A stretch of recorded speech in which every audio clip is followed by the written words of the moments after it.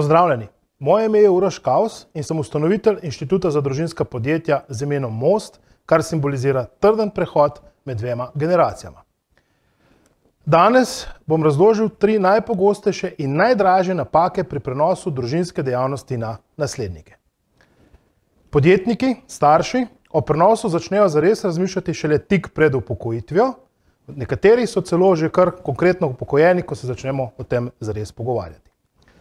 Resnega pogovora o motivaciji in njihovih željah s prevzemniki sploh ne opravijo. Res, da se nekaj pogovarjamo, ampak to je daleč od tega, da bi bil to resen in poglobljen pogovor. In marsikateri starš razmišlja zgolj o formalnem prenosu in na ta način ostane neke vrste motilec v podjetju. Posledično se na prevzemnike ne opravi prenos odgovornosti, znanja in izkušenj.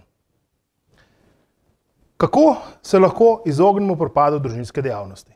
Pravzaprav zelo enostavno. Ne odlašajte, ne čakajte do upokojitve. Najmanj 3 leta pred upokojitvijo se je potrebno začeti resno pogovarjati o prenosu odgovornosti, znanja, izkušenj, kdo bo tisti, ki bo prevzel vodenje podjetja, kdo želi biti lastnik, kdo ne želi biti v podjetju, kaj pripada tistim, ki v podjetju ne bodo sodelovali in na kakšen način bomo izplačali starše. Če preveč odlačamo, če čakamo vse do upokojitve ali še celo dlje, potem se zamudi kup priložnosti in na ta način je tudi prenos bistveno bolj težko izpeljati. Dejstvo je, da prenos družinske dejavnosti na naslednike po statistiki preživi zgolj 1/3 družinskih podjetij.